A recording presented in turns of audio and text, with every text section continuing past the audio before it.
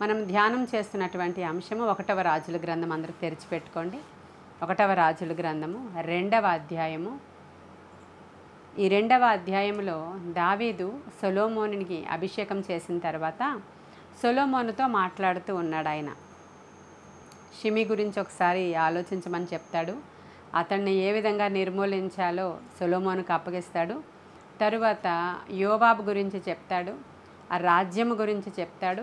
ఈ మాటలన్నీ చెప్తూ 2వ అధ్యాయము 7వ వచనంలో ఎవరి గురించి చెప్తున్నాడో చూడండి.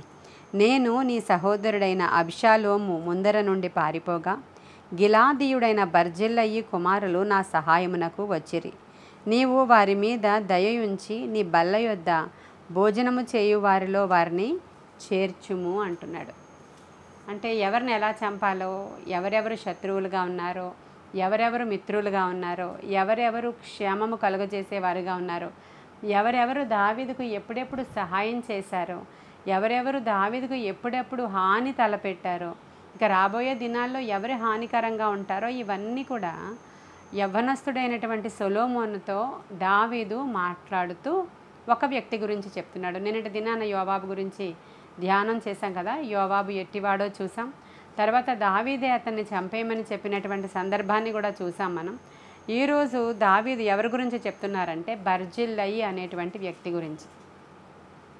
ఆ బర్జిల్లయి అనేటువంటి వ్యక్తి నాకు సహాయం చేశాడు. ఎప్పుడు అనంటే, నీ సహోదరుడైనటువంటి అబ్షలోము నన్ను అటాక్ చేశాడు కదా, అప్పుడు నేను పారిపోయినప్పుడు ఈ బర్జిల్లయి చాలా హెల్ప్ చేశాడు నాకు. కాబట్టి అతని కుమారులను నీవు విడిచిపెట్టొద్దు, నీ భోజనపు బల్ల దగ్గర వారిని కూడా కూర్చుండపెట్టుకో అని చెప్పి వారి గురించి దావీదు రికమెండ్ చేస్తున్నట్లుగా మనకు అక్కడ కనిపిస్తుంది. ఎవరి బర్జిల్లయి అని చూస్తే, అబ్షాలోము తరిమివేసినప్పుడు పారిపోతూ ఉన్నారు కదా దావీదు వెనకాల అనుచరులు. వాళ్ళందరూ చెప్పులు వేసుకునే టైం కూడా లేదు దావీదుకి. వట్టి కాళ్ళతో నడిచి వెళ్ళిపోతూ తల మీద ఒక గుడ్డ కప్పుకొని ఏడుస్తూ వారు కాలినడకన మహనీయము అనే ప్రాంతానికి వాళ్ళు వచ్చినప్పుడు, మొన్నటి దినాన్ని అబ్షాలోము గురించి ధ్యానం చేసినప్పుడు ఈ మాటలన్నీ మీకు ఈ పదాలన్నీ వచ్చాయి కదా. మహనయీము అనేటువంటి ప్లేస్లోనికి వాళ్ళు వచ్చారు. యోర్దాను అదర్ సైడ్ అన్నమాట ఇది. ఆ మహనయీము అనేటువంటి ప్రాంతానికి వాళ్ళు వచ్చినప్పుడు అక్కడ వీరిని కలుసుకోవడానికి బర్జిల్లయి అనేటువంటి ఒక వ్యక్తి వచ్చాడు. బైబిల్ గ్రంథంలో ఈ బర్జిల్లయి అనేటువంటి వ్యక్తిని గురించి పరిశుద్ధాత్ముడు చాలా గొప్పగా రాయించాడు. కొన్ని వచనాల్లోనే ఉన్నప్పటికీ మరి ఆయన గురించి చాలా గ్రేట్ మ్యాన్ అనేటువంటి మాటను ఇంగ్లీష్ బైబిల్లోను, తెలుగు తర్జుమాలో ధనవంతుడైనటువంటి వ్యక్తి అనేటువంటి మాటను రాయించి ఈ బర్జిల్లయి ఆయన యొక్క గొప్పతనాన్ని గురించి వివరింపచేశాడు పరిశుద్ధాత్మ దేవుడు. ఎవరైనా ఎందుకు దావీదుని కలుసుకోవడానికి వచ్చాడు అని అంటే, ఒకసారి మనం సమూయేలు గ్రంథంలోనికి వెళ్ళాలి ఆయన గురించి తెలుసుకోవాలంటే. 2వ సమూయేలు గ్రంథము 17వ అధ్యాయము ఆఖరి 2 వచనాలు చదువుతున్నానండి. 2వ సమూయేలు 17వ అధ్యాయము ఆఖరి 2 వచనాలు. రొగెలీము ఊరివాడగు గిలాదీయుడునైన బర్జిల్లయు అరణ్యమందు జనులు అలసిన వారై ఆకలిగొని దప్పిగొని యుందురని తలంచి, ఇక్కడ ఈయన ఏం చేస్తున్నాడంటే, ఈ బర్జిల్లయి అనేటువంటి ఈ వ్యక్తి దావీదు అలసిపోయి ఉంటాడు అని తలచి అనేటువంటి మాట ఉంది మీకు అక్కడ. దావీదు పారిపోయి వస్తున్నాడని ఎలా తెలిసి ఈయన ఉన్నది మహనయీము ప్రాంతంలో. ఆయన ఎక్కడి వాడంటే గిలాదీయుడు, రొగెలీము అనేటువంటి ఊరు. ఈయన బేసికల్గా అంటే గిలాదు కాపురస్తుడు అనే మాట మీరు ఎక్కడైనా విన్నారా? ఇంకొక వ్యక్తి గురించి, ఏలియా గురించి వింటాం మనం. ఆయన కూడా గిలాదీయుడే, ఈయన కూడా గిలాదీయుడే. ఇక్కడ రాయబడి ఉంది. వాళ్ళ ఊరి పేరు కూడా రాయబడి ఉంది, రొగెలీము అని. వీళ్ళు ఎక్కడ కలుసుకున్నాడు దావీదు అంటే, వీళ్ళందరూ కూడా ఇజ్రాయేలీలే. అయితే యోర్దాను దాటి అవతలకి పోయినప్పుడు కొన్ని గోత్రాల వాళ్ళు యువతల మిగిలిపోయారు. పచ్చిక గల స్థలాలు బాగున్నాయని అటువైపుకు వెళితే ఇంకా అందరికీ కూడా ఒకవేళ సఫిషియంట్ ఫుడ్ ఉండకపోవచ్చేమో, అంతటి పచ్చదనం ఉండకపోవచ్చేమో అని కొన్ని గోత్రాల వాళ్ళు యోర్దాను యువతలు కూడా మిగిలిపోయినటువంటి సందర్భాన్ని చూస్తాం మనం. మనష్షే గోత్రికులు, గాదు గోత్రికులు, ఇలా కొంతమంది ఇటు సైడ్ ఉన్నారు, కొంతమంది అటు సైడ్ ఉన్నారు. ఓవరాల్గా వీళ్ళందరూ కూడా ఒకటే కంట్రీకి సంబంధించిన వారు, ఇజ్రాయిల్ కంట్రీయే.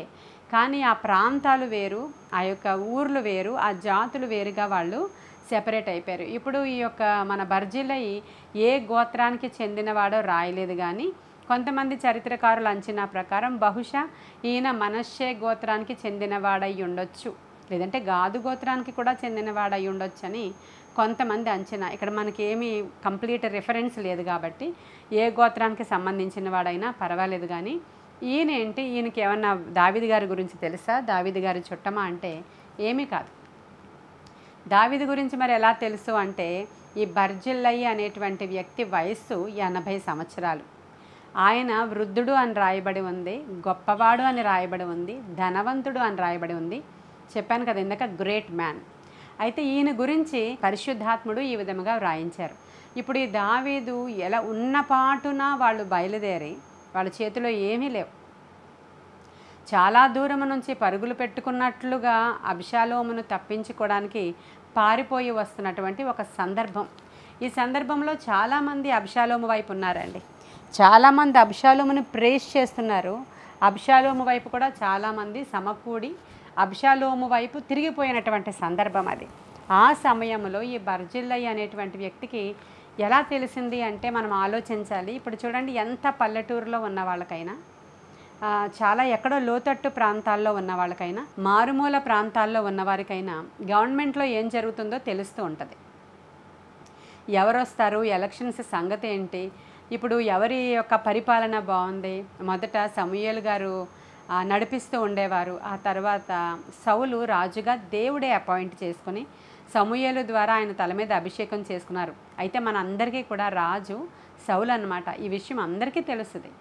అంటే అలాగే వీళ్ళందరూ కూడా జరుగుతున్న సందర్భాలని, సంఘటనల్ని గమనిస్తూనే ఉన్నారు ఈ జాతులు వాళ్ళందరూ. ఆ తర్వాత ఎవరు వచ్చారు అంటే సౌలు వెళ్ళిపోయాడు. తరువాత దావీదు పట్టాభిషేకం పొందుకున్నాడు. సౌలు ఉన్నప్పుడు అంత మంచిగా ఆయన ఏమీ రూల్ చేయలేదు. ఈ విషయాలన్నీ బర్జిల్లైకి తెలుసా లేదా? తెలుసు. ఎందుకంటే ఆయన వయసును బట్టి, అప్పటికి ఆయన వయసు 80 సంవత్సరాలు. కాబట్టి ఈ విషయాలన్నీ తెలుసు. దావీదు ఎలా రూల్ చేస్తున్నాడో తెలుసు. దావీదుని దేవుడే డైరెక్ట్గా అపాయింట్ చేసుకున్నాడన్న సంగతి ఎరిగినవాడు బర్జిల్లై. కాబట్టి దేవుడు అభిషేకించిన వాడు కాలినడకన కొడుకు తరుముతూ ఉంటే పరుగు పెట్టుకుని వెళ్ళిపోతున్నాడు అనే సంగతి ఇన్ఫర్మేషన్ తెలిసిపోయింది దేశంలో అందరికీ. గిలాదు ప్రాంతం నుంచి మహనయీము దగ్గరికి వచ్చాడండి ఈ యొక్క బర్జిల్లై. ఆయన వచ్చి దావీదుకి ఖాళీ చేతులతో రాలేదు.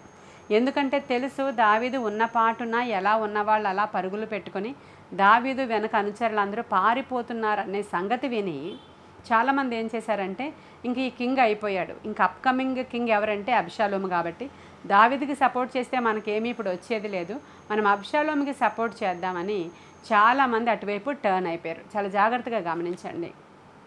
బర్జిల్లయ్య జీవితం నుంచి దేవుడు మనతో ఈరోజు ఏం మాట్లాడుతున్నారో. ఇలాంటి సందర్భంలో ఈ బర్జిల్లయ్య మాత్రం, ఈ వృద్ధుడు మాత్రం ఏం చేస్తున్నాడంటే, ఆయన వచ్చి దావీదును కలుసుకుంటున్న సందర్భం చూస్తారు మీరు ఇక్కడ 2వ సమూయేలు గ్రంథంలోనే 17వ అధ్యాయం ఆఖరి వచనాల్లో. నేను ఇప్పుడు చదివి వినిపించాను కదా. ఆయన ఏమనుకుంటున్నాడంటే, దావీదు గురించి ఆలోచిస్తున్నాడు. అరణ్యమందు జనులు అలసిన వారై ఆకలిగొని దప్పికొని యుందురని తలంచి. ఒక వ్యక్తి కష్టంలో ఉన్నప్పుడు వాళ్ళ ఇంట్లో ఎలా ఉంటుందో ప్రతి ఒక్కరికి తెలుసు.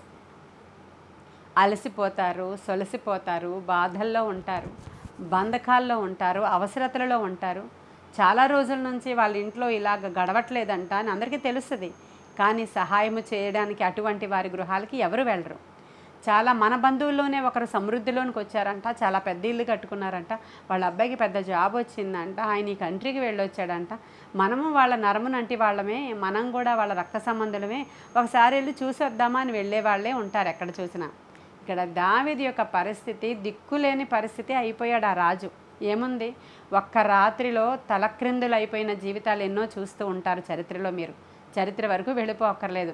చాలామంది చాలా సందర్భాలలో ఒక్క రాత్రిలో ఆస్తిని కోల్పోయిన వారు, ఒక్కసారి కోర్టు కేసులు లాస్ అయిపోయిన వాళ్ళు, ఒక్క ఇన్సిడెంట్ వాళ్ళ జీవితంలో జరగడం ద్వారా ఇంటి యజమానుడు చనిపోతే ఆ లైవ్లీహుడ్ అంతా పోయి వాళ్ళకి సంపాదన లేక అంటే అప్పటి వరకు ఉన్నటువంటి వైభవం అంతా దిగజారిపోయి రాత్రికి రాత్రే మారిపోయిన కుటుంబాల యొక్క చరిత్రలు చాలా ఉంటాయి చరిత్రలో. అలాంటి సందర్భంలో అటువంటి వారి దగ్గరికి వెళ్ళి ఆదరించిన వాళ్ళు తక్కువగా కనబడతారు మనకి. అప్పుడు అలాంటి సందర్భాల్లో తీర్పులు బయటకు వస్తాయి. ఎలా వస్తాయంటే, వాళ్ళకి సరిగ్గానే జరిగింది, వాళ్ళు ఉన్నదాన్ని బట్టి చాలా గర్వించారు. అమ్మో వాళ్ళకి ఎంత పొగరనుకుంటున్నారు. దేవుడు సరిగ్గానే చేశాడు. మంచి ట్రీట్మెంట్ వాళ్ళకి జరుగుతుంది, లేకపోతే ఎంతమందిని చంపాడు ఆయన. ఇలాంటి తీర్పులు తీరుస్తున్న ఆ సందర్భంలో దేవుని చేత అభిషేకించబడిన వాడు కష్టపడుతున్నాడు అనే విషయాన్ని తెలుసుకున్న బర్జిల్లయి ఆ దావీదు దగ్గరికి వచ్చి ఆయన అలసి ఉంటాడు, ఆయనతో ఉన్న జనులు కూడా చాలా అలసిపోయి ఉంటారు అని తలంచుకొని జ్ఞాపకం చేసుకొని ఆయన చేస్తున్న పనులు చూడండి. ఆయన అలా తలంచి పరుపులు, పాత్రలు, కుండలు, గోధుమలు, యవలపిండి, వేచిన గోధుమలు, శాకధాన్యములు, చిక్కుడుకాయలు, ఈ యొక్క పేలాలు, తేనె, వెన్న, గొర్రెలు, జున్ను ముద్దలు దావీదుకును అతని యొద్దనున్న జనులకును భోజనము చేయుటకై తీసుకుని వచ్చిరి. హల్లెలూయా. ఏదోలే చాలా అలసిపోయి ఉన్నారు, గంజి పెట్టినా తాగుతారు, ఏమిచ్చినా సరిపోతుందిలే, ఈ రాత్రికి అంతేమిస్తాం మనం, ఆ తెల్లన్నం పట్టుకొచ్చేయండి, గంజి పట్టుకొచ్చేయండి, ఒకటి గోధుమలు చాలే అని అలా చేయలేదంట ఆయన. అలసిన వారికి పరుపులు, ప్రియమైన దేవుని బిడ్డ, పరుపులు తీసుకొచ్చాడు. ఎంత గొప్పవాడో ఇంకా అర్థమైపోవాలి మనకి. ఆయన పరుపులు పట్టుకొచ్చి అలసిపోయి ఉన్నటువంటి దావీదు వెనక అనుచరులు కూడా రిలాక్స్ అవ్వాలి, మరలా తిరిగి వీళ్ళు బలాన్ని పొందుకొని మరలా యుద్ధానికి వెళ్ళేటప్పటికి వీరికి అంతా కూడా శరీరంలో బలం ఉండాలి అన్న ఉద్దేశ్యంతో ఈ యొక్క బర్జిల్లయి చేసినటువంటి ఈ పని చాలా ఆశ్చర్యకరమైనటువంటి పని. జనరల్గా మనం చదువుకుని వెళ్ళిపోతూ ఉంటే ఇదే కనిపిస్తుంది మనకి. ఇలా వచ్చాడంట బర్జిల్లయి, ఇలా చేశాడంట. ఎవరైనా ఎక్కడి వాడు దావీదుని ఎప్పుడైనా ముందు కలిశాడా అంటే ఎప్పుడూ కలవలేదు. చాలా జాగ్రత్తగా మనం గమనిద్దాం. మనం ఎవరికైనా సహాయం చేయాలి అనుకున్నప్పుడు వాళ్ళేమీ మనకి ముందు తెలిసిన వాళ్ళై ఉండాల్సిన అవసరం లేదు. దేవుడు ప్రేరేపించినప్పుడు, లేదంటే మనం వాళ్ళ అక్రతలో ఉన్నారు అని తెలిసినప్పుడు ఖచ్చితంగా సహాయం చేయడానికి దేవుడు మనల్ని ప్రేరేపిస్తూ ఉంటారు. అలాంటి సందర్భంలో మనకు కలిగింది. ఇక్కడ బర్జిల్లయి బహుధనవంతుడు కనుక అన్నీ తీసుకొచ్చాడు. మనం ఏమి కలిగి ఉన్నామో మనము చేతనైన సహాయము మనము చేయడానికి బర్జిల్లయి ఈరోజు మనల్ని ప్రోత్సహిస్తాడండి. మనమేమి జడ్జిమెంట్ చేయడానికి కాదు ఇక్కడ కూర్చున్నది, కానీ మనము నేర్చుకోవడానికి కూర్చున్నామనే సంగతి ప్రతి క్రైస్తవుడు కూడా గమనించాలి. ఒక మంచి సత్క్రైస్తవుడు ఎలా ఉండాలో, రాజు కొరకు ఎలా ఉపయోగపడాలో బర్జిల్లయి మనకి నేర్పించేస్తాడు. ఈ చిన్న రెఫరెన్స్లో ఇంకా 19వ అధ్యాయంలో కూడా దొరుకుతాడు ఆయన మనకి. 2వ సమూయేలు గ్రంథమే 19వ అధ్యాయము 31వ వచనం నుంచి ఆయన గురించి ఏం రాశారో చూద్దామండి. మరియు గిలాదీయుడగు బర్జిల్లయి రొగెలీము నుండి యొర్దాను అద్దరికి వచ్చి రాజుతో కూడా నది దాటెను. బర్జిల్లయి 80 సంవత్సరముల వయస్సు కలిగి బహు ముసలివాడై ఉండెను. అతడు అధిక ఐశ్వర్యవంతుడు గనుక, అర్థమైంది కదా నేను చెప్పిన విషయాలు ఇక్కడ ఉన్నాయా లేవా చూపించడానికి మీకు చూపిస్తున్నాను. ఆయన ఏజ్ చెప్పాను మీకు, ఎంత అని చెప్పాను, 80 years. ఆ తర్వాత ఆయన బహుధనవంతుడు అని చెప్పాను, ఉంది కదా ఇక్కడ రిఫరెన్స్. ఆయన బహుధనవంతుడు కాబట్టి రాజుతో కూడా నది దాటాడంట. 80 సంవత్సరాల వ్యక్తి, ఆయన యొక్క వయస్సు చాలా పెద్దది కాబట్టి అంత స్ట్రాంగ్గా ఉండడు. అనేక సందర్భాల్లో 80 సంవత్సరాల వాళ్ళు అంత స్ట్రాంగ్గా ఉండరు. మీరు అనుకోవచ్చు ఆ రోజుల్లో చాలా స్ట్రాంగ్ ఏమోనండి అని. అంటే అప్పటికి ఆయన స్ట్రాంగ్ మేనే, కానీ ఆయన తరువాత ఆయన వయసును ఎలాగా, నా ఏజ్ అయింది కాబట్టి నేను ఎలా ఉండాలి అనేటువంటి ఒక వివేచన కలిగిన వాడు ఆయన. అది కూడా నేర్చుకుంటాం మనం దీంట్లో. చాలామంది వయసుకు తగినట్లుగా ప్రవర్తిస్తూ ఉండరు.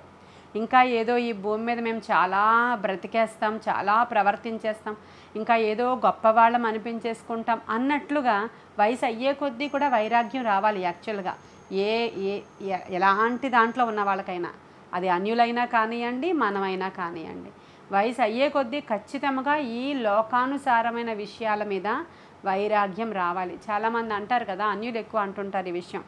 ఏదో వయసు అయిపోయింది, ఏదో 2 పదాలు చెప్పి పేర్లు అలా అనుకోకుండా ఏంటి సోకులు, ఏంటి యొక్క ప్రవర్తన, ఏంటి డంబము, ఏంటి ప్రవర్తన అని తిడుతూ ఉంటారు వాళ్ళైనా సరే.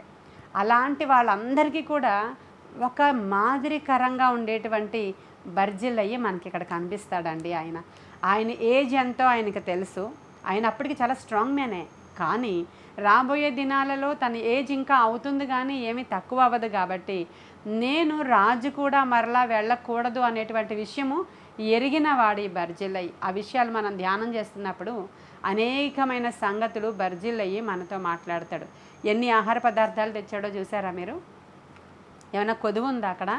ఏ కొదువ లేదు. గొర్రెల్ని తెచ్చేశాడు, పాలు తెచ్చేశాడు, జున్ను తెచ్చేశాడు, తేనె తెచ్చేశాడు, వేపిన గోధుమలు తెచ్చేశాడు, యవల పిండి తెచ్చేశాడు.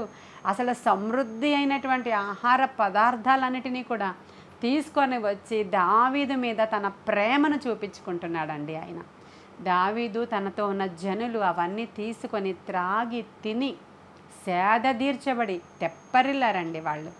ఎంత చక్కని ఆహారాన్ని! ఈ సమయము శత్రువుల ఎదుట ఉన్న సమయము. ఆ సమయములో నీవు నాకు భోజనము సిద్ధపరిచావు ప్రభువా అని దావీదు బహుశా ఈ బర్జిలై గురించే రాసి ఉండి ఉండవచ్చు. హల్లెలూయా! శత్రువుల ఎదుట నీవు నాకు భోజనము సిద్ధపరిచి ఉన్నావు. ఎలాంటి భోజనపు బల్లాది? రాజు భోజనాన్ని సిద్ధపరిచావయ్యా. ఎక్కడయ్యా అంటే శత్రువు ఎదుట. హల్లెలూయా! ఇలా కీర్తనకారుడు తన ఎక్స్పీరియన్స్ రాస్తున్నప్పుడు బహుశా బర్జిలై గురించే రాసే ఉంటాడు అక్కడ. ఈ బర్జిలై తర్వాత ఈ టైం అంతా అయిపోయిందండి. అయిపోయిన తర్వాత అబ్షాలోము ఇంకా చనిపోయాడు, అయిపోయింది అంతా. ఇంకా దావీదు మరలా తిరిగి బ్యాక్ వచ్చేస్తున్నాడు కింగ్. వచ్చేస్తూ ఉన్నప్పుడు రాజు మరలా ఆ యొర్దాను దాటేటువంటి పరిస్థితి వచ్చినప్పుడు అప్పటి సంగతి ఇది. ఇప్పుడు మీరు సమూయేలు గ్రంథం చూపిస్తున్నాను కదా మీకు, నేను 2వ సమూయేలు గ్రంథం చూపిస్తున్నాను కదా, 19వ అధ్యాయం. అప్పుడు ఏం జరుగుతుందో చూడండి. ఇక్కడ బర్జిల్లై 80 సంవత్సరముల వయస్సు కలిగి బహుమసలివాడై ఉండెను. అతడు అధిక ఐశ్వర్యవంతుడు కనుక రాజు మహనయీములో నుండగా అతనికి భోజన పదార్థములను పంపుచూ వచ్చెను. అంటే ఆయన అక్కడ ఉన్నంతసేపు ఈ భోజన పదార్థాలను, ఆయన బహుధనవంతుడు కాబట్టి సప్లై ఎంతైనా సప్లై చేయగలడు. ఆయన అంతటి ధనవంతుడు. ఆయన సప్లై చేస్తూ వచ్చాడంట. యెరూషలేములో నా యొద్ద నిన్ను నిలిపి పోషించెదను, నీవు నాతో కూడా నది దాటవలనని రాజు బర్జిల్లైతో సెలవేయగా. ఇప్పుడు ఈ సిట్యుయేషన్ ఏంటంటే దావీదు బ్యాక్ వెళ్ళిపోతున్నాడు, రాజ్యానికి యెరూషలేంకి వెళ్ళిపోతున్నాడు. యొర్దాను దాటాలి ఇప్పుడు. యెరూషలేంకి వెళ్ళిపోతున్నాడు. ఇందాకే చెప్పాను, యొర్దాను యువతల యొర్దాను అవతల ఉన్న జాతుల వాళ్ళ గురించి చెప్పాను. వాళ్ళు ఆ గోత్రాల వాళ్ళు ఎలా అయితే వీళ్ళందరూ కూడా చెదిరి ఉన్నారో, ఆయా ప్లేసెస్లో ఉన్నారో, వీళ్ళందరూ కూడా అన్యులు కారు, దేవుని బిడ్డలే. కాబట్టి ఇప్పుడు యొర్దాను అవతలకి యెరూషలేం దగ్గరికి వెళ్ళిపోతున్నాడు దావీదు. మరలా వెళ్ళిపోతూ ఉన్నప్పుడు ఇప్పుడు బర్జిలైతో మాట్లాడుతున్నాడు. ఇంత నన్ను పోషించావు కదా, ఇక చాలు, ఈ కొండ ప్రాంతాల్లో నువ్వు ఇంక ఉండొద్దు, కానీ నాతో పాటు రాజనగరికి వచ్చే అని ఒక మంచి ఆహ్వానాన్ని పలుకుతున్నాడు బర్జిల్లైకి. నువ్వు యెరూషలేము వచ్చేయాలి అని చెప్పినప్పుడు ఈయన ఏమంటున్నాడో చూడండి. రావాలనని బర్జిల్లైతో సెలవీగా, బర్జిల్లై రాజువగు నీతో కూడా యెరూషలేమునకు వచ్చుటకు ఇక నేనెన్ని దినములు బ్రతకబోదును. చూసారా మీరు ఇక్కడ? ఇప్పుడు ఆయన ఏజ్ చెప్పాను నేను 80 అని, కానీ చాలా స్ట్రాంగ్ మ్యాన్. ఆయన దాటగలడు, ఆయన నడవగలడు, చాలా స్ట్రాంగ్ మ్యాన్ అంట ఆయన, చాలా స్ట్రాంగ్. ఇటువంటి ఈయన అంటున్నాడు ఇప్పుడు యెరూషలేము వెళితే అక్కడ ఏముంటుందంటే రాజుగారి యొక్క కోటలో అనుదినము కూడా కంప్లీట్గా చాలా వైభవం ఉంటుంది. అక్కడ నాట్యాలు ఉంటాయి, అక్కడ పాటలు ఉంటాయి, అక్కడ ప్రతిరోజు కూడా మంచి భోజనము, అంటే ఆర్డినరీ వాళ్ళు తీసుకునే భోజనం కాదు, రాజు భోజనం వేరేగా ఉంటుంది. అనేకమైన పనివారు ఉంటారు, భోగ భాగ్యాలు ఉంటాయి, మంచి వస్త్రాలు ధరించుకున్న వారై రాజు స్నేహితుడుగా రాజు పక్కన వైభవము అనుభవించడానికి యెరూషలేముకి ఆయన భోజన బల్ల దగ్గరికి బర్జిల్లైని ఆహ్వానిస్తున్నాడు దావీదు. అప్పుడు బర్జిల్లై తన వయసును గూర్చి ఎరిగినవాడు. హల్లెలూయా! ఈ విషయం చాలామంది జ్ఞాపకం చేసుకోవాలి. చాలామంది వయసు అయిపోతూ ఉంది, 60, 70 అయిపోతూ ఉన్నా కూడా వాళ్ళకి భక్తి రాదు, భక్తిని గూర్చిన ఆలోచనలు రావు, ఆ చింతనలు ఉండవు. అంటే చాలామంది త్రాగుడు అలవాటు ఉన్న వాళ్ళు ఆ టైంలో కూడా త్రాగుతూ ఉంటారు. ఇంకా ధనవంతులైన వాళ్ళు లేదంటే అలవాటు అయిపోయి ఏదో మేము ఎక్కువ తాగమండి, తాగుబోతుల్లా తాగం, జస్ట్ ఒక పెగ్ తీసుకుంటామని చెప్తూ ఉంటారు. ఇలా అంటే ఇంకా వయసు అయ్యే కొద్దీ ఇటువంటివి మేము విడిచిపెట్టి దేవుని రాజ్య సంబంధికులుగా మేము మార్చబడాలి. ఈ సంతోషము, ఈ సరదా, ఆ ఆల్కహాల్ తీసుకోవడం ద్వారా మాకు వచ్చే ఒక రకమైనటువంటి యాక్టివిటీ లేదంటే యాక్టివ్నెస్, లేదంటే ఇవన్నీ కూడా మాకు అనవసరం. ఈ వయసులో ఉండదగిన ఆలోచనలు మాకు రావాలి.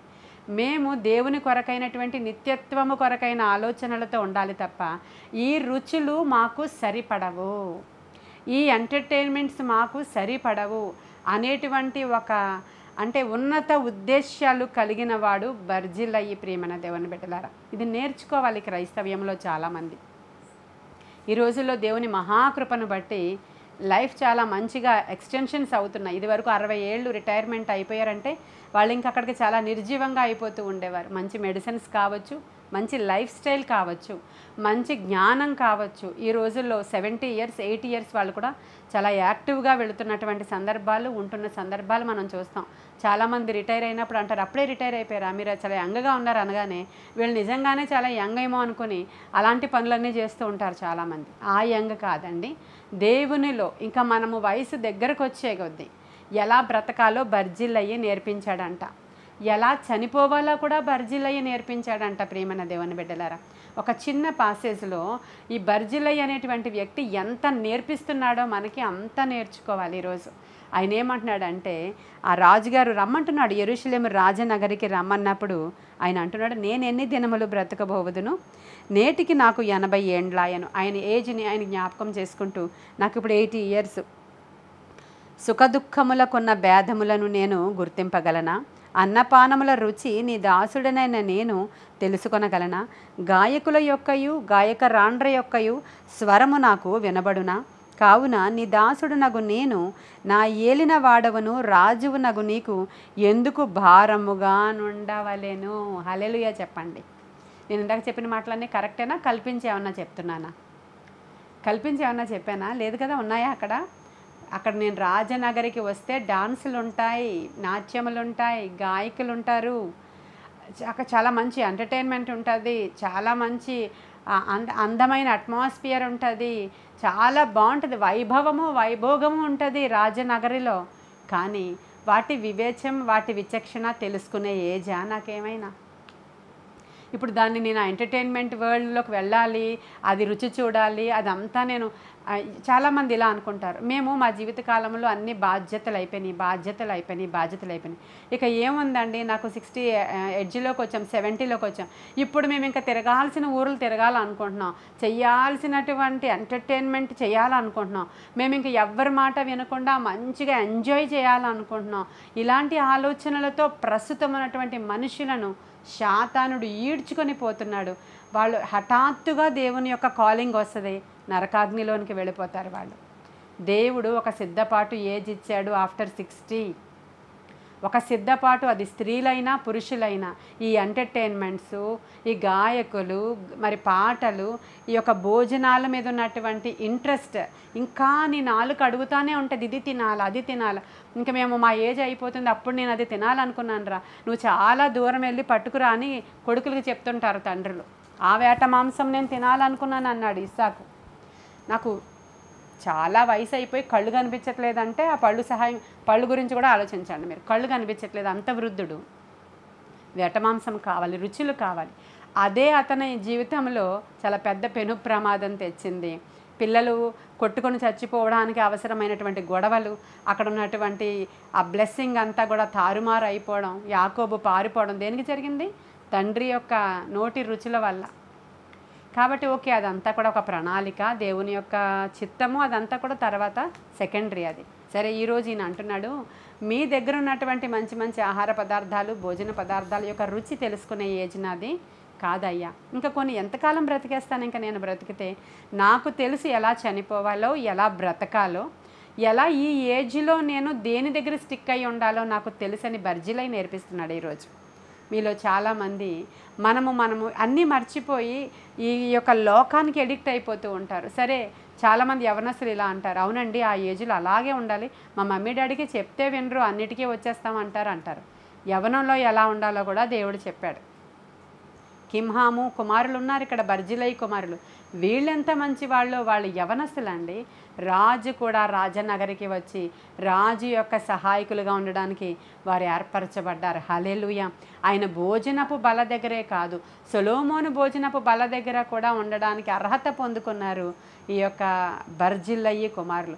వారు కూడా రాజు యొక్క పనుల మీద ఉన్నట్లుగా మనకి కనిపిస్తుంది. హల్లెలూయా. కాబట్టి ఇలా మనము ప్రతి క్యారెక్టర్ ప్రతి ఏజ్లో ఏ విధంగా ఉండాలి అనేది మనం ఈ సమూయేలు గ్రంథాన్ని, దినవృత్తాంతాల గ్రంథాన్ని, దావీదు యొక్క చరిత్రను చదువుతూ ఉంటే నీ లైఫ్ స్టైల్ ఎలాగ ఉండాలో కూడా నేర్పించేస్తాడు పరిశుద్ధాత్ముడు. ఈ బర్జిల్లయి గురించి ఇవన్నీ కూడా వ్రాయించి ఉంచాడు. కాబట్టి నాకు ఆ ఎంటర్టైన్మెంట్స్ వద్దు నాయన, నాకు ఆ భోజన పదార్థాల రుచి తెలీదు, ఇవి చూసి ఆనందించేటువంటి ఏజ్ కూడా నాది కాదు. నా ఏజ్ ఏంటంటే ఇక నేను ఎప్పుడు నాకు కాలింగ్ వస్తుందో అప్పుడు నేను పిలువబడి, అది కూడా చెప్తాడు ఆయన, అన్నపానములు రుచి కానీ నీ దాసుడనైనా నేను తెలుసుకొనగలినా. ఇది చెప్పిన తర్వాత, కావున నీ దాసుడనగు నేను నా ఏలిన వాడవగు రాజునగు నీకు ఎందుకు భారముగా ఉండవలెను. నీ దాసుడనైనా నేను నీతో కూడా నది దాటి ఆవలకు కొంచెము దూరము వచ్చేదను గాని రాజువగు నీవు నాకంత ప్రత్యుపకారము చేయనేలా. నేను నా ఊరి అందుండి మరణమై నా తల్లిదండ్రుల సమాధులయందు పాతి పెట్టబడుటకై అచ్చటికి తిరిగిపోవునట్లు నాకు సెలవిమ్ము, చిత్తగించుము. నీ దాసుడునగు కింహాము నా ఏలినవాడవగు రాజువునగు నీతో కూడా వచ్చుటకు సెలవిమ్ము. నీ దృష్టికి ఏది అనుకూలమో దానిని అతనికి చేయుమని మనవి చేయగా, రాజు కింహాము నాతో కూడా రావచ్చును, నీ దృష్టికి అనుకూలమైన దానిని నేను అతనికి చేసేదను, మరియు నా వలన నీవు కోరినదంతయు నేను చేసేదనని సెలవిచ్చాను. జనులందరూ రాజును నది అవతలకు రాగా రాజు బర్జిల్లయిని ముద్దు పెట్టుకుని హల్లెలూయా చెప్పండి దీవించెను. తరువాత బర్జిల్లయి తన స్థలమునకు వెళ్ళిపోయాను. రాజు ఎంత ప్రేమించాడంటే బర్జిల్లయిని షేక్ హ్యాండ్ ఇచ్చి విడిచిపెట్టలేదు, ఒక హగ్ చేసి విడిచిపెట్టలేదు, ముద్దు పెట్టుకునేంతగా ప్రేమించాడు బర్జిల్లయిని దావీదు. మన రాజు మనల్ని ముద్దు పెట్టుకునేంతగా మనము ఆయనకి కనిపించాలి.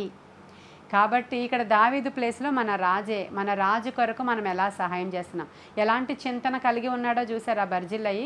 నది దాటి అంతవరకు నీకు సపోర్ట్గా వస్తాను నాయన, అంతవరకు వస్తాను కానీ రాజనగరికి రాను. ఎందుకు అంటే ఇంకా మళ్ళీ వచ్చే కొద్దీ నాకు వచ్చే కాలము బర్డెన్గా అయ్యే కాలమే కానీ నేను వచ్చి డాన్సులు వేసే కాలం కాదు అది. కాబట్టి నేను దేవుని యొక్క పిలుపు కొరకు కనిపెడుతూ తిరిగి నా ఊరి వెళ్ళి నేను ఒకవేళ పితరులతో కూడా నా తల్లిదండ్రుల సమాధులలో పాతి పెట్టబడవలసి ఉన్న ఏజ్ నాది. కాబట్టి దానికోసం నేను ఎదురు చూసి నా ఊరికి నేను మరలా తిరిగి వెళ్ళిపోతాను. చిత్తగించుము, నాకు సెలవిమ్ము, వేరేగా అన్యదా భావించొద్దు నువ్వు. కానీ నా కుమారుడు ఉన్నాడు, అతని పేరు కింహాము, ఇతను తీసుకొని నీవు వెళ్ళు. ఏమి నీకు అనిపిస్తే ఎక్కడ ఉంచాలి ఈ యొక్క కింహాముని అనిపిస్తే అదే ప్లేస్లో ఉంచు. వీళ్ళు యవ్వనస్తులు నీ కోసం యూజ్ అవుతారు, వాడబడతారు, తీసుకుని వెళ్ళని కింహాముని పంపించి ఆయన ఎలా ఉంటుందో ఒక లైఫ్ స్టైల్, ఒక జర్నీ, ఆ ఏజ్ గ్రూప్ వాళ్ళదే, దేవుని చింతన కలిగిన వాళ్ళదే చూపించేశాడు. ఎలా బ్రతకాలో చూపించాడు, ఎలాగ చనిపోవాలో చూపించాడు, ఎలాగ రాజు పనుల కొరకు ఆసక్తి కలిగి ఉండాలో బర్జిల్లయి చూపించాడు. ప్రియమైన దేవుని బిడ్డలారా, ఈరోజు మనం రాజు కొరకు ఎలాగ పని చేయాలి. ఇందాకే చెప్పాను, ఎవరైతే ధనవంతులుగా ఉన్నారో వారికి ఇవ్వడానికి అందరికీ ఇష్టమవుతుంది. ఎవరైతే కొంచెం ఫేమస్ అయిపోయి ఉన్నారో అటువంటి వారికి ఇవ్వడానికి చాలామందికి ఇష్టమవుతుంది.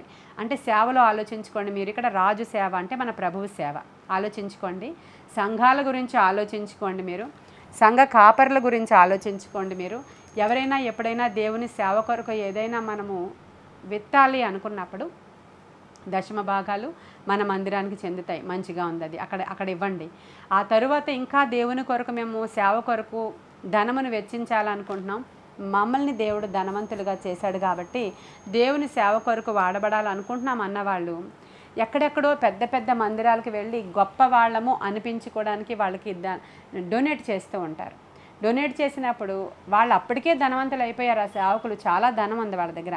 వాళ్ళకి ఇచ్చినప్పుడు ఒక చిరునవ్వు నవ్వి గాడ్ బ్లెస్ యూ అని చెప్పి నీకోసం ప్రార్థన చేసి వాళ్ళ యొక్క ఖజానాలో అది జమ చేసుకుంటారు. అంతవరకు బాగుంటుంది. అదే చాలా అలసిపోయి ఉన్న సేవకులు ఉంటారు, అక్కరలో ఉన్న సేవకులు ఉంటారు, దేవుని కాలింగ్ వచ్చి అప్పుడప్పుడే స్థిరపడుతున్న సేవకులు ఉంటారు, కొన్ని సందర్భాలలో చితికిపోయిన సేవకులు ఉంటారు, కొన్ని సందర్భాలలో చాలా కష్టపడుతున్న సేవకులు ఉంటారు.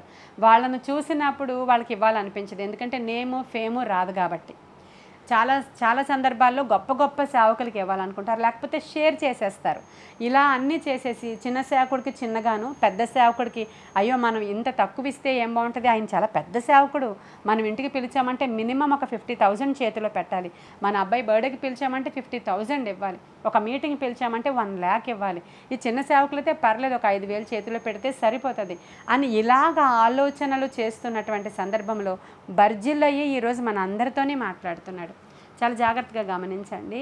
చాలా అలసిపోయి ఎండంతా మనిషికి పట్టేసి ఎండలో నడిచి వచ్చిన వాడికి మీరు ఇంత పెద్ద గిన్నెడు మంచి కూల్ వాటర్, లెమన్ వాటర్ మంచిగా కలిపి మీరు వారికి ఇవ్వండి.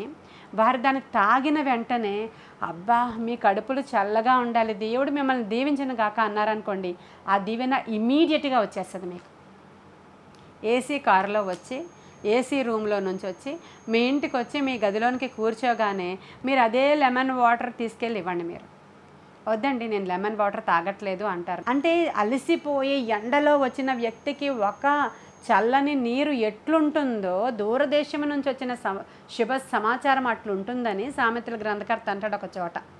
అలసి ఉన్న వాడికి చల్లని నీళ్లు ఎలా ఉంటాయో అనే మాటను ఉపయోగిస్తున్నాడు. ఇప్పుడు దీన సేవకుడు ఉన్నాడు, అతనికి చాలా అక్రత ఉందండి, బిడ్డలను చదివించుకోవాలి, చాలా అవసరతలో ఉన్నారు, ఒకప్పుడు బాగా బ్రతికిన వాళ్ళే, కానీ ఈరోజు అన్నీ విడిచిపెట్టి సేవకు వచ్చారు, ఇప్పుడిప్పుడే పరీక్షింపబడుతున్నారు దేవునితో. వాళ్ళకి ఇప్పుడు చాలా అవసరత ఉంది, ఆ మినిస్ట్రీకి చాలా అక్కరత ఉంది, వాళ్ళు అవన్నీ కట్టుకోలేకపోతున్నారు, వాళ్ళు చాలా ఇబ్బందుల్లో ఉన్నారు. ఇటువంటి సేవకుడి దగ్గరికి నువ్వు తీసుకెళ్ళి అదే అమౌంట్ చేతిలో పెట్టావనుకో, అమ్మో దేవుడు ఎంత గొప్పవాడు, నిజంగా కుటుంబాన్ని దేవుడు చాలా దీవించాలి, అయ్యగారు మిమ్మల్ని చాలా దేవుడు దీవించాలని హార్ట్ఫుల్గా దీవిస్తారే, అక్కడ నీకు ఆ బ్లెస్సింగ్ రెట్టింపు అయిపోద్ది.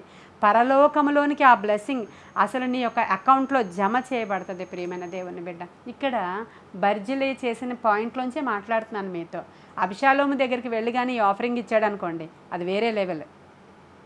ఎందుకంటే అప్కమింగ్ కింగ్ ఆయన అబ్షాలోము దగ్గరికి వెళ్ళి ఇదిగో మీ నాన్న నేను అక్కడ పట్టుకున్నాను, నువ్వు ఈజీగా పట్టుకోవచ్చు, ఆహారం లేకుండా చాలా అలసిపోయిన స్థితిలో ఉన్నారు, యుద్ధం చేయలేరు వాళ్ళంటే అయిపోయింది అక్కడికి. కాబట్టి అబ్షాలోముకి తీసుకెళ్ళి ఆ ఫండింగ్ ఇవ్వలేదండి. అవసరతలో అలసి సొలసినటువంటి ఆనాటికి తినడానికి భోజనము లేనటువంటి రాజుకి తీసుకెళ్ళి, అంటే అక్కడ సింహాసనం విడిచిపెట్టిన రాజుకి బర్జిలే ఇచ్చి గ్రేట్ మ్యాన్గా మారిపోయాడు. ప్రియమైన దేవుని బిడ్డ, ఈరోజు మీరు కూడా ప్రార్థన చేసి మనము ఎక్కడ ఏమి ఎలా విత్తుకుంటున్నామో ఒకసారి చూసుకోవాలి. మీరు అనొచ్చు, అయ్యా అమ్మ మీరు ఎంత ధనవంతులుగా లేం, మీరు చెప్పినంత భోగభాగ్యాలు మాకు లేవు అనొచ్చు. మనకు కలిగిన దానిలో గిన్నెడు చన్నీళ్ళు, మనకు కలిగిన దానిలో ఒక అంగి, మనకు కలిగిన దానిలో దేవుని సేవ కొరకు ఒక విత్తనం, దేవుని సేవ కొరకు ఒక మూట బియ్యం, ఇలాంటివన్నీ పల్లెటూర్లలో చేస్తూ ఉంటారు కదా. అవసరతలో ఉన్న సేవకుడి దగ్గర తీసుకెళ్ళండి. కొన్ని మినిస్ట్రీస్ ఉంటాయి, అక్కడికి టన్నుల కొద్దీ లారీల కొద్దీ బియ్యం బస్తాలు తీసుకెళ్ళి ఇచ్చేస్తూ ఉంటారంట. అక్కడ చాలా కాంగ్రిగేషన్ లక్షల్లో వచ్చేస్తూ ఉంటారు, అక్కడికి వెళ్ళిపోయి ఇవన్నీ ఇచ్చేస్తుంటారు. మంచిది, ఎందుకంటే అక్కడ భోజనాలు పెడతారు కాబట్టి. కానీ ఇంకా దీనస్థితిలో ఉన్నటువంటి సేవకులు ఉంటారండి. అప్పుడప్పుడే దేవుడు కాలింగ్తో వచ్చిన వాళ్ళు కాపురాన్ని పోషించుకోలేక, సంసారాలు చేసుకోలేక, బిడ్డల్ని పోషించుకోలేక ఉన్న సేవకులు ఉంటారు. అప్పుడే వస్తున్నటువంటి ఒక మంచి చిన్న చిన్న సంఘాలు ప్రభు కాలింగ్, ఇక్కడ బర్జిల్లయి పని చేయడానికి కారణం ఏంటో చెప్పనా నేను, దేవుని చేత అభిషేకం పొందినవాడు, అదొకటే రీజన్. దేవుని చేత అభిషేకం పొందిన సేవకులు కష్టాలలో నష్టాలలో ఉంటే ఆ సమయంలో నీవు విత్తనాలు విత్తావంటే అవి 100 అంతలు కాదు 1000 అంతలుగా ఫలిస్తాయి. అవి దేవుని చేత అభిషేకం పొందిన సేవకులు శ్రమలలో ఉన్నప్పుడు ఆ టైంలో భలే జరిగింది వాళ్ళకని జడ్జి చేయకండి, ఆ సమయంలో వెళ్ళి విత్తనాలు విత్తుకో, బలమైనటువంటి పంట నీ చేతికి వస్తుంది. ఎందుకంటే దేవుని చేత ఏర్పరచబడిన సేవకులు వారు, అంతే తప్ప పెద్ద సేవకులకి ఇస్తే పేరు ప్రతిష్ట వస్తుంది, ఘనమైన ఆఫరింగ్ ఇది పెద్దది, నేను చిన్నప్పటి నుంచి ఉన్న సంఘం ఇది, ఇక్కడికి ఇస్తానంటే అక్కడ అప్పటికే పొంగి పొర్లుతుంది. ఇంక నువ్వు అక్కడికి ఇచ్చినప్పుడు దానిలో ఒక దాని కింద వెళ్ళిపోతుందేమో, ఆర్డినరీగా వస్తుంది నీకు బ్లెస్సింగ్. అదే నీడ్లో ఉన్నటువంటి సేవకులకి ఇచ్చి చూడండి, నీడ్లో ఉన్నటువంటి ఒక అల్పుడైన సహోదరుడికి చెయ్యండి, చాలా అవసరతలో ఉన్న ఒక పేదవాడి దగ్గరికి వెళ్ళి సహాయం చేయండి, రోగగ్రస్తుడైన వారి దగ్గరికి వెళ్ళి సహాయం చేయండి, అనాథగా ఉన్నటువంటి ఒకరి దగ్గరికి వెళ్ళి నేను అడగక్కర్లేదు, నన్ను కూడా ఎవరు అడగరు కొన్ని సందర్భాల్లో. చాలా సందర్భాల్లో ఇటువంటివి చేసినప్పుడు నాకు అనిపిస్తుంది, నన్ను అడగలేదు వాళ్ళు, మీ దగ్గరికి రాలేదు కదా, మిమ్మల్ని అడగలేదు కదా, మీరు ఎందుకు చేస్తున్నారు అని నన్ను ఎవరైనా అంటూ ఉంటారు చుట్టూ ఉన్నవాళ్ళు. అంటే న్యాయం అదే, అలాగే మాట్లాడతారు. కానీ నేను చాలా సందర్భాల్లో వాళ్ళు అడగక్కర్లేదా, దావీదు అడగలేదు బర్జిలైని. అక్కడ అబీగయలు భర్తను అడిగినట్లు, నాబాలుని అడిగినట్లు ఇక్కడ ఎవరైనా ఉన్నాడా, ఈ యొక్క కొండసీమల్లో ఎవరైనా ధనవంతులు ఉన్నారా, ఎవరికైనా గొర్రెలు ఉన్నాయా, ఎవరికైనా ఉన్నాయా, ఫుడ్ అంతా మంచిగా సప్లై చేసే మనుషులు ఎవరైనా ధనవంతులు ఉన్నారని దావీదు అడగలేదండి. అడగకుండానే అలసిన వారికి సహాయం చేశాడు. అడగకుండానే అభిషేకించబడిన వారికి సహాయం చేసినప్పుడు వచ్చే బ్లెస్సింగ్ చాలా ఎక్కువ. అందుకనే జ్ఞానము కలిగి పరలోకములో ధనము కూర్చుకొనుట బర్జిలయ్యే మనకు నేర్పించాడు. జ్ఞానము కలిగి మన వయసును బట్టి ప్రవర్తించుట బర్జిలయ్య నేర్పించాడు. జ్ఞానము కలిగి మరణించుట కూడా, మరణానికి సిద్ధమవ్వడం కూడా బర్జిలయ్య నేర్పించాడు. ఈ కిమ్హాము అనేటువంటి వ్యక్తికి ఆ యొక్క మంచి ఒక యేసుక్రీస్తు ప్రభువు వారు పుట్టినటువంటి సత్రం పేరు మీకు తెలుసు కదా, కిమ్హాము సత్రము దాని పేరు. ఆ యొక్క ఇల్లుని దావీదు ఇల్లుని, దావీదు తన యొక్క అమ్మ నాన్నగారులు దావీదుకి ఇచ్చినటువంటి ఆ ఓన్ హౌస్ని, బెత్లెహేములో ఉన్న గృహాన్ని కిమ్హాముకి ప్రజెంట్ చేసేస్తాడు దావీదు. అంటే ఇవన్నీ కూడా తర్వాత ఇంకా చరిత్ర విషయాలు, మనం ఇంకా లెందీ అయిపోతుంది ఈ వాక్యం వెళితే. ఈరోజు మన సబ్జెక్ట్ బర్జిల్లయి మాత్రమే. కాబట్టి బర్జిల్లయి గురించి జ్ఞాపకం చేసుకొని దావీదు వృద్ధాప్యంలోనికి వచ్చాక మర్చిపోకుండా సొలొమోనుకు చెప్పి, నాయనా సొలొమోను, నీవు నీ భోజనపు బల్ల దగ్గర బర్జిల్లయి కుమారులను ఉంచుకోవాలి అని చెప్పి ఆయన కృతజ్ఞత తెలియజేసుకున్నాడు. హల్లెలూయా. కాబట్టి ఈరోజు బర్జిల్లయి గురించి కొన్ని మంచి విషయాలు మీరు నేర్చుకున్నారని నేను నమ్ముతున్నాను. జ్ఞానం కూడా నేర్చుకున్నారని నమ్ముతున్నాను నేను. దాంతోపాటు మనం ఎలా ప్రవర్తించాలి, ఎలా సిద్ధపాటు కలిగి ఉండాలి. ఈ లోకంలో ఏవేవో రకరకాల ఊర్లు చూసి వచ్చేస్తే మనకేమీ వచ్చేదండి. ఇక నేను ఈ ఊరు చూడలేదు, ఆ ఊరు చూడలేదు, నేను ముసలైపోతున్నాను, ఎప్పుడు వెళ్తాను, నాకు అక్కడ చూపించి ఇక్కడ చూపించని చాలామంది వృద్ధులు గోల్ చేస్తూ ఉంటారంట ఇళ్లలో. ఆ ఊరు వెళదాం అనుకున్నాను, అవ్వలేదు, ఈ ఊరు వెళదాం. కాదు. ఆ యొక్క ఊర్లన్నీ తిరిగి నేనేమి రాజుగారి నగరిల్లు చూడక్కర్లేదు, కానీ నా దేవుని కొరకు కనిపెట్టుకుని ఉండాలి నేను. ఆయన చిత్తమైతే నాకు అన్నీ చూపిస్తాడు ఆయన అని, అలాంటి ఒక మంచి దేవుని కొరకైనటువంటి లక్ష్యముతో మిగిలిన వాడు బర్జిల్లయి. ఏమి కూడా గొప్పగా నేను అక్కడికి వెళ్ళి ఒకసారి ఆ యెరూషలేం చూసేసి, ఆ రాజనగర్ చూసేసి, రాజుగారిని చూసేసి, అవన్నీ చూసేసి వచ్చేస్తాను అనేటువంటి ఎంతూజియాజం కలిగిన వాడు కాదు, కానీ దైవ చింతన కలిగిన వాడు, మంచి జ్ఞానము కలిగిన వాడు, ఎలా మరణించాలో ఎలా ప్రవర్తించాలో నేర్పించిన వాడు బర్జిల్లయి. కాబట్టి ఈ విషయాలను బట్టి మనం ఏం నేర్చుకోవాలో నేర్చుకున్నాం. కొన్ని విషయాలు దేవుడు మనతో మాట్లాడాడని నమ్ముదాం. ఈ కొన్ని మాటలు దేవుడు మన వెనుకడిలో దీవించును గాక. ఆమేన్, ఆమేన్. ఈ వాక్యం కొరకైన ప్రార్థన చేస్తాను. మహాపరిశుద్ధుడవైన తండ్రి, మహోన్నతుడవైన తండ్రి, నీకు వందనాలయ్యా. నీవు మాట్లాడితే మేము బ్రతుకుతాం తండ్రి. ఈ లోకం యొక్క నటన గతించిపోతుంది తండ్రి, కానీ ఆ నటనలో అనేక మంది కొట్టుకుపోతున్నారు. ఇంకా ఇదే శాశ్వతమని దుష్టుడు వాళ్ళని మభ్యపెడుతూ వాళ్ళని ఈడ్చుకొని పోతున్నటువంటి దినాలలో మేమున్నాము తండ్రి. దేవుని కొరకైన చింతన కలిగిన వారిని తయారు చేయాలని, దేవుని కొరకు నాయన ఈ లోకంలో ఈ లోకానుసారమైన వైరాగ్యము కలిగి, ఎలా అంటే పౌలులాగా ఈ లోకం అతనికి పెంటగా కనిపిస్తుంది ప్రభువా, ఆ విధమైన కనుదృష్టి మాకును కావాలని, ఏమి జరిగించి ముందుకు వెళ్ళాలో ఆ విషయాలను తెలుసుకోగల జ్ఞానము మాకు కావాలని ఈరోజు మీరు మాకు నేర్పించారు ప్రభువా. దేవ, సహాయం చేసినందుకు వందనాలు. బర్జిల్లయి ఒక గొప్ప వ్యక్తి అని పరిశుద్ధాత్ముడు అయ్యా సర్టిఫికేట్ ఇచ్చాడు.